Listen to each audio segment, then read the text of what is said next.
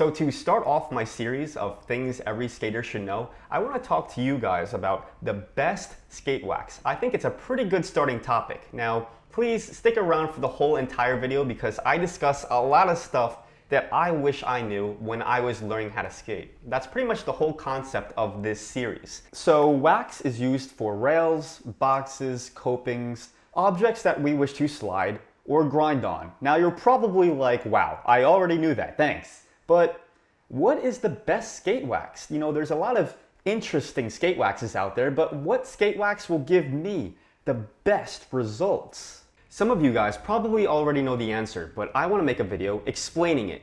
Every skater should know that the best skate wax is, actually, every type of skate wax is a complete waste of money. When people go around recommending skate wax, you should not take that advice. That is not good advice. Skate wax works, but it's a ripoff. You don't get that much for the price you pay. And believe me when I say this, that there is no wax out there that is considered the best. In fact, all wax is pretty much equal, whether skate wax or conventional wax like household candles. It's all the same thing and will give you the same results. This is what I use for wax. This is your answer for the best skateboarding wax for rails, boxes, and copings.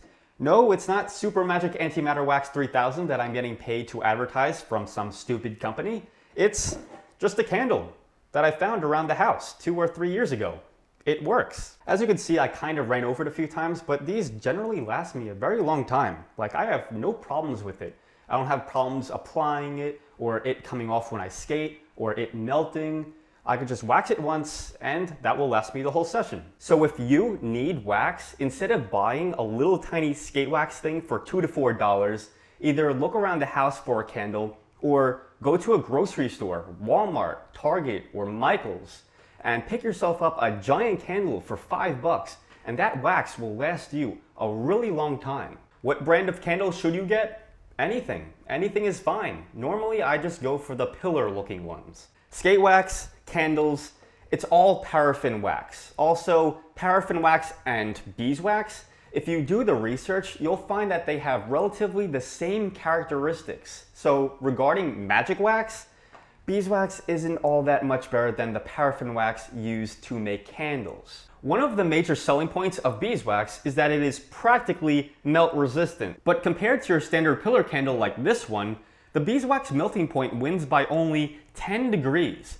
Beeswax melts at around 140 degrees, while this pillar candle right here would melt at around 130 degrees. Is this 10-degree difference a big deal? I'll let you decide. The melting point of a rigid candle like this is at least 130 degrees. So if a rail is actually 130 degrees, you probably shouldn't even be touching it or you'll burn yourself. And not only that, but paraffin waxes can range between 125 to 165 degrees as their melting points. So you could actually find some paraffin waxes that are more melt resistant than beeswax if you actually care that much. Density. Beeswax is advertised to be a very dense material, but when it comes to densities, beeswax and paraffin are also relatively similar. Why is density important for skate wax? I really don't know. I don't understand why anyone would actually care. The only logical conclusion is that maybe the more dense the wax, the more wax you could get out of the size that you have. But other than that, I don't see much of a point. If anyone else has a better answer, I will gladly add it as an annotation below, but I don't really see anything coming of this. Let's say that density does matter. Okay, well, paraffin wax has a density of 0.9 grams per cubic centimeter. Meanwhile, beeswax has a density of 0.95 grams per cubic centimeter.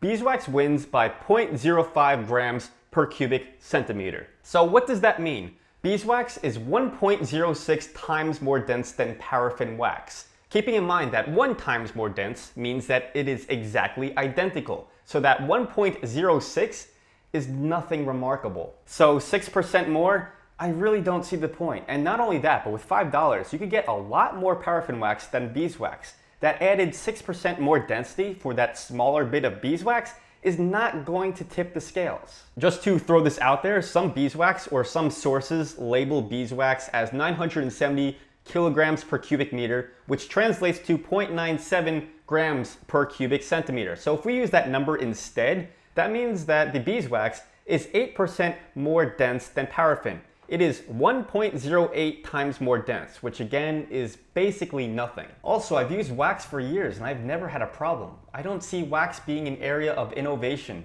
Further look into more competition, check out this Element skate wax. It's 2 inches by 2 inches by 2 inches for $4.50. These waxes do just as well as my stupid paraffin candle. And not only that, but 2 inches is not a lot if you picture it. It's very tiny. Here's a pillar candle that I found at Target that is 6 inches in height and 3 inches in diameter for $5.49. So let's do some middle school math. The volume of the skate wax is length times width times height, and the volume of the pillar candle is pi radius squared times height. Let's say that this pillar candle was made by Element. Would it still cost $5.49? 42.4 divided by 8 equals 5.3, which means that this pillar candle that I found at Target is the size of 5.3 Element cubes. The Element cube costs $4.50, so $4.50 times the 5.3 Element cubes that could fit inside the candle. Well, if this was made by Element, this $5.49 candle would actually be $23.85. Literally more than 4 times the original amount. And this is not just Element, this is any skate brand, any skate wax. They will give you a little tiny bit of skate wax for $2, $3, or $4 that will not last you for that long, so you gotta constantly buy it. Now, if wax doesn't matter, why does skate wax cost so much for the amount you get? There's gotta be something to it. They must have this secret sweet wax formula that makes it really, really good. The answer is no. They could do as much as they want in their wax formula or whatever, but literally, like I said, a simple cheap candle or even Gulf wax at Walmart or whatever does the same job. The reason why skate wax costs so much for the amount you are getting is because you are paying for a brand. You are not just buying skate wax. Oh no, you are buying the brand skate wax. Brands and names cost money. Skate wax also has some neat looking shapes and appealing packaging.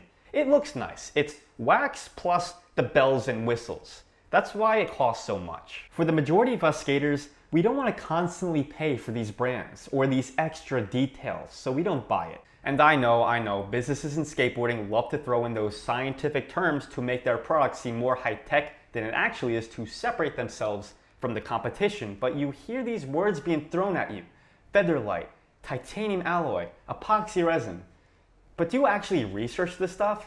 Chances are you probably haven't, and that's how businesses lure you in. Companies don't want you to research this high-tech stuff that they talk about. They don't want you to do what I just did with beeswax. They expect you to be lazy and to take their word for it. Now when you go skate, you'll be like, oh man, my skate wax sucks. I'd slide so much better if I had this branded high-tech skate wax. Maybe your skate wax sucks because you're going at 3 miles an hour. Maybe your skate wax sucks because you're going at a huge angle into the thing you're trying to grind. Maybe your skate wax sucks because you don't know how to grind properly yet and you're still learning. This is probably not something you want to hear, but this will help you grow as a skater. Maybe the problem is not your wax, your shoes, your board, or your trucks. Maybe the problem is you. So you need to put in that practice for grinds or any other trick. You need to have no excuses and work on it. The guys who advertise skate wax won't say it, I'll say it for them. There is no amazing wax. There are no shortcuts. If you have any wax, any skate shoes, and you got your board set up from any legitimate skate shop, well, you have the same tools as every other pro skater. You're welcome. I really wish someone told me that when I was learning how to skate, because I spent the better part of my beginner skating period giving myself excuses not to skate better. I'll be like, of course I suck. I don't have the right skate wax or trucks or boards like all the other skaters do. I know that they have secrets that I don't know because I'm just nowhere close to grinds, so why even bother with my own gear? So I was holding up my own progress, not getting better because I couldn't admit that I just sucked at grinds and I was being a huge scrub.